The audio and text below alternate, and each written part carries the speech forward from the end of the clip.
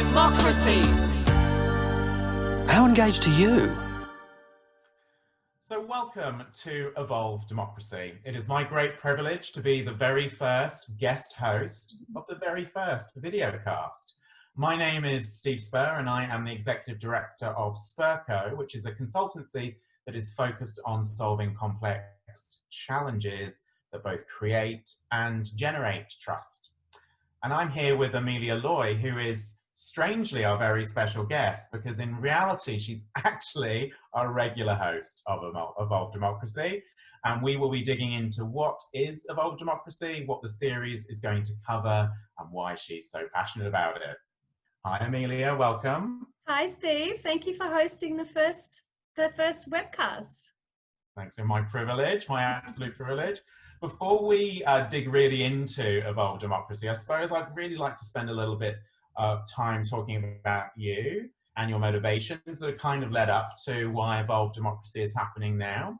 Just as a reminder to everyone who's watching, Amelia is the founder and managing director of Engage2, which is an organization dedicated to enriching representative democracy and also encouraging constructive participation in society, which was a big mouthful, so I'm very pleased I managed to get myself through that. But what ultimately led you to this really important work? Because I think there's something very special about your organization from every time I've interacted with it, and I know that there's an awful lot of history that goes behind that. Oh, thank you, Steve. I'm very honoured to hear that from you.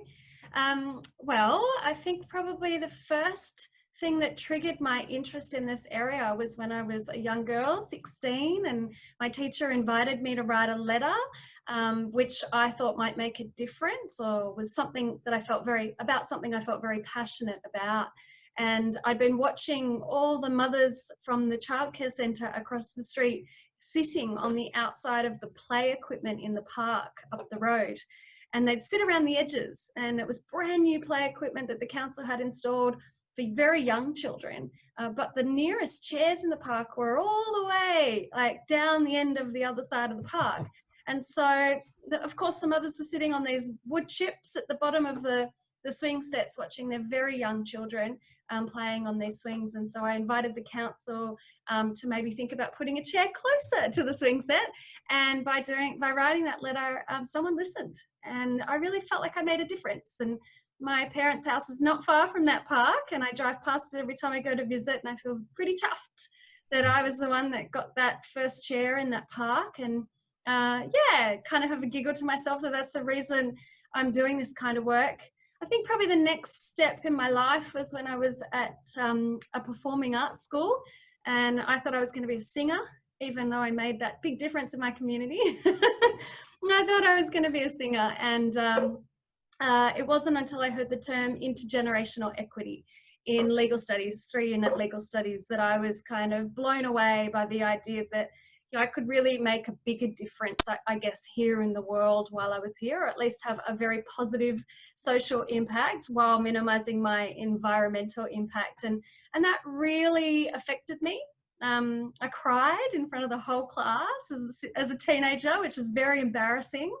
But I guess dramatically appropriate for the school, and that really affected me. And I guess I don't think I've looked back. So I started a degree in enviroscience, transferred pretty quickly because I didn't want to be a scientist in a lab. I realised that my change view was working with government, and that environmental sustainability and intergenerational equity was actually a social issue. Particularly in how we use, value and understand our resources. So that's really what drove me to government and environmental policy, and I was always working at that nexus of environment and social. And I think I realised pretty quickly in my career that looking at the social side of triple bottom line assessment could not be done on paper, even though some people thought it could, I guess. And so we would go out and we would consult the community. We'd speak to Indigenous populations. We'd speak to the farmers. We'd have a reference group of stakeholders. And for me, I realized that there was this wonderful art form of weaving together all of these stories and all this social data that we were collecting from the people in these communities about how they were going to be affected if the river was managed this way or that way. And honestly, we made a very, very big difference by bringing the data from all those processes together and discussing the detail as we wrote the operating plan and the resource management plan for that particular river, which made a huge difference to that community. Both the individual, the farmers, but also the flow-on effects and the social and economic benefits to the rest of the community. So that's kind of really gave me momentum, I guess, to move more into the field of engagement, stakeholder and community engagement, and how do we weave those processes together to actually collect useful information for government decision-making processes and make sure that all those meetings that we're having with those different types of stakeholders are actually valuable for them and also for government. So that's kind of, I guess that's been my mission. That mission evolved as I became familiar with technology and realized that I could scale the impact of the work that I was doing, reach more people, collect more data, invite more people to participate and feel like they can put a park bench in their community if they wanted to. And also set government up to listen and respond to the interests and needs of the community between elections. I think, you know, it really hit home for me that that's really the essence of representative democracy, is to actually be set up to listen and respond to what your constituents are telling you between elections. Yeah. Great. Well, I can really see a common thread of passion and emotion that have ultimately sort of led you to this space. What would you advise teenage Amelia back at the park bench? You know, what would you, now knowing what you know now, what would you advise her to do differently maybe, or how would you guide her through that process? Yeah.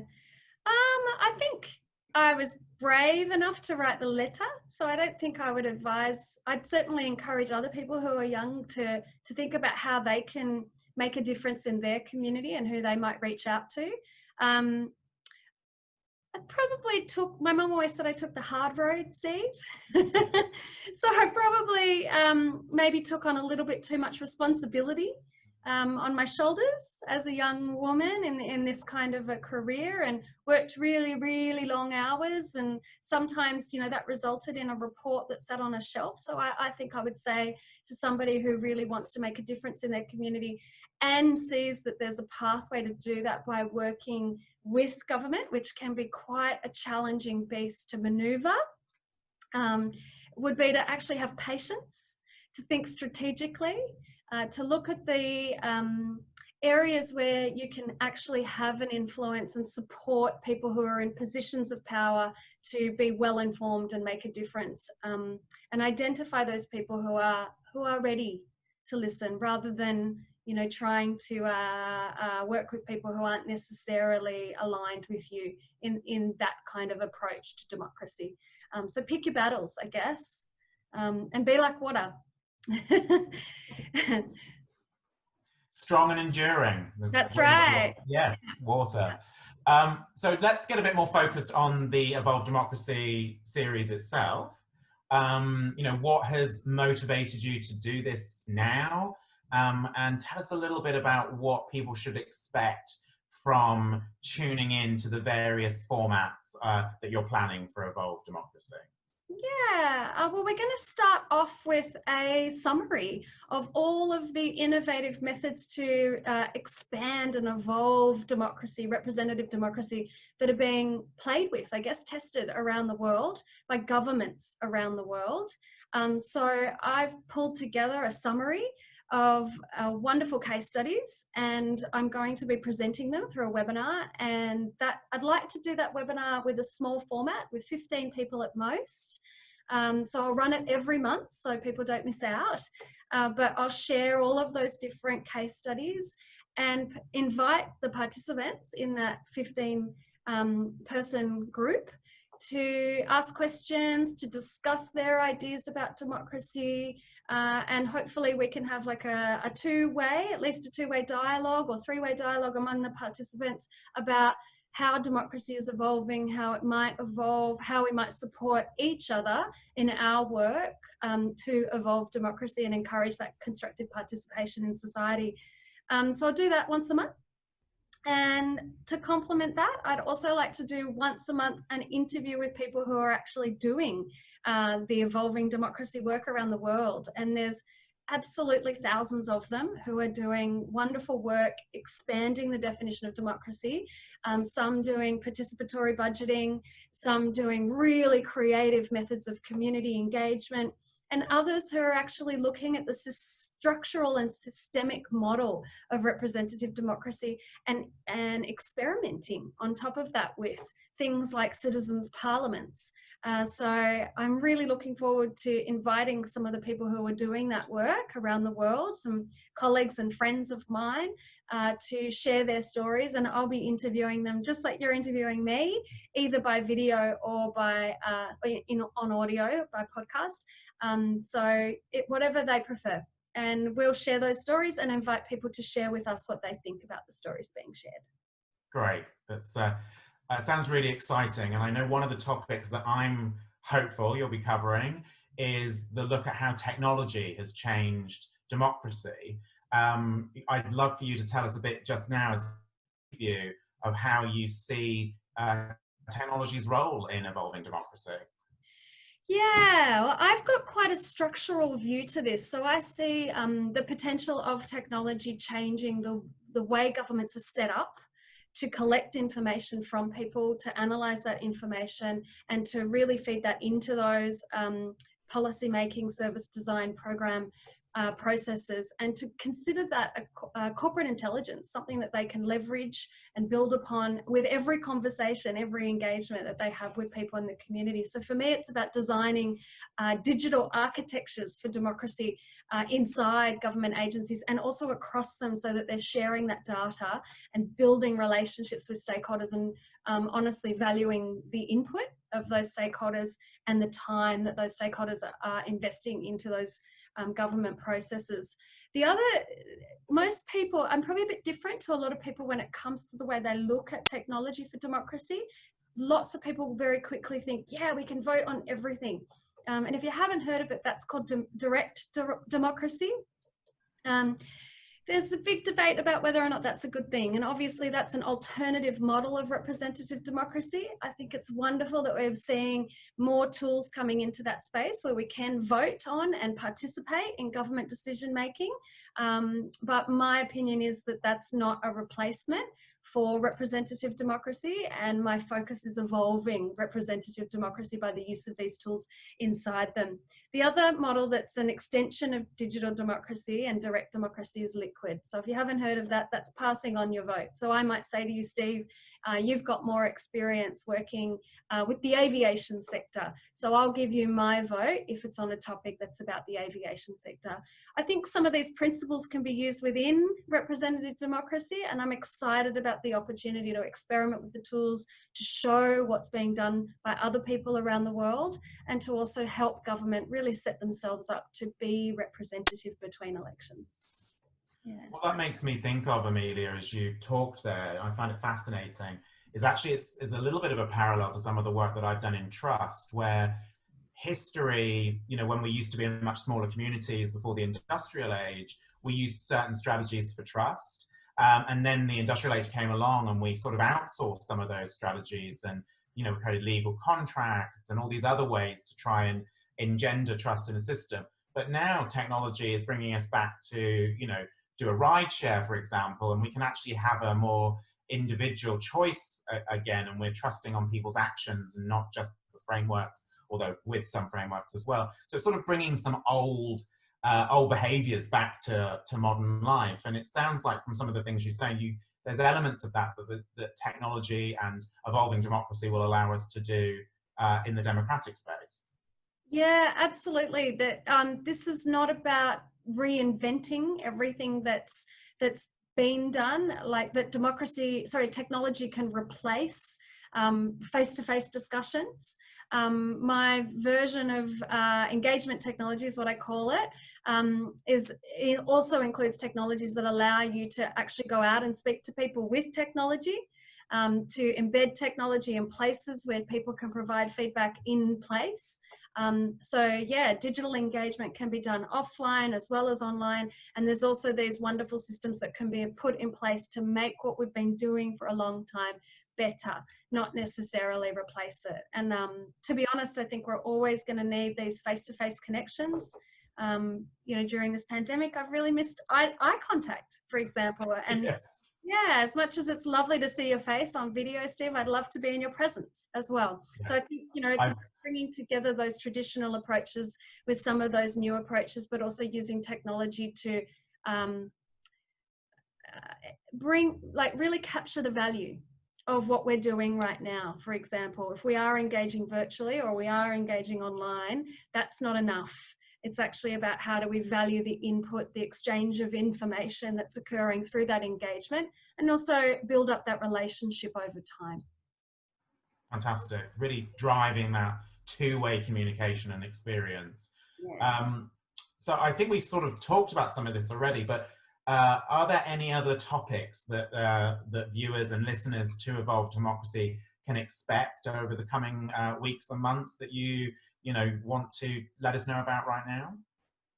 Yeah, we're going to talk about participatory budgeting as a method of opening up the budget. And I actually see a few different variations of participatory budgeting. So we'll probably dig quite deeply into that. Again, that's another very simple one where people think digital democracy is one thing. Participatory budgeting is a lot of things. You can use it to communicate trade-offs. You can use it to allocate budgets, or you can use it to show people where budgets are going, and if they move it over here, they move it over there, the impact that it would have, and to gauge their sentiment about those different kinds of trade-offs.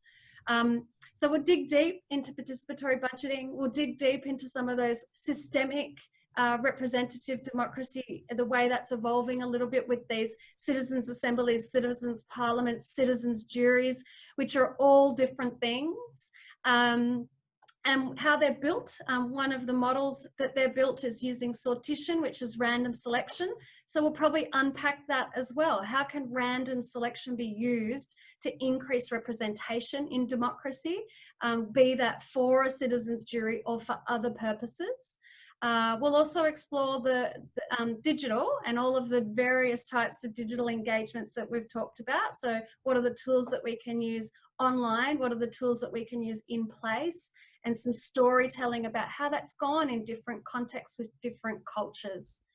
So I really want to talk to the people who are doing this work, their experience using these methods and tools, but also what came out of the process. What did they learn, but how much of a difference did it make? Was there a better outcome for that community as a result of the good practice of engagement? And what does that look like for people who are elected officials, elected leaders in different countries, and how might they use these tools and methods to enhance the way they lead, represent, govern and serve? Excellent. Well, I'm very much looking forward to being an avid listener, a future and viewer of future editions, and I can't wait. So what's next? How can people participate in the Evolve Democracy movement, if I could be so bold as to call it a movement? I hope it becomes a movement and inspires people to go and make change, both in their organisations and communities. So how can people participate? The first thing I think would be to come to the Evolve Democracy webinar, because that's really going to summarise all the different approaches. We'll dig deep, we'll discuss them. You get to ask your questions, and I think that's a really important baseline for people who really have a strong opinion about democracy, who want to make changes to democracy, to really understand the different methods and models out there of democracy and how they might apply them in their context. After that, if you have a good time and you enjoy that discussion and you want to learn more about evolving democracy, you can sign up for our podcast and videocast series. Excellent. Well, I suppose I should probably hand back formally, as you are the real host of Evolve Democracy. I think it's been a really fascinating but quick run through all of the richness of things that are coming, and just want to say thank you very much for involving me in the first one, and I will be definitely signing up to that first webinar. Thank you so much, Steve. It's an absolute honour to be interviewed by you, and I really admire all the work that you did with Edelman on the Trust Barometer, and of course that's one of the drivers for me in bringing together Evolve Democracy. So I'm really interested to interview you about trust, about shared value, and about how you think representative governments might employ some of the things that you've learned over the years to evolve democracy as well between elections. Thank you. I really appreciate your time. And thank you to everybody who's listened today. It's been a little bit embarrassing being interviewed by somebody else, but a true honour. I really mean that. And I hope you'll join us at the webinar. We'll be hosting one a month. You can find out more at engage2.com.au. Thank you.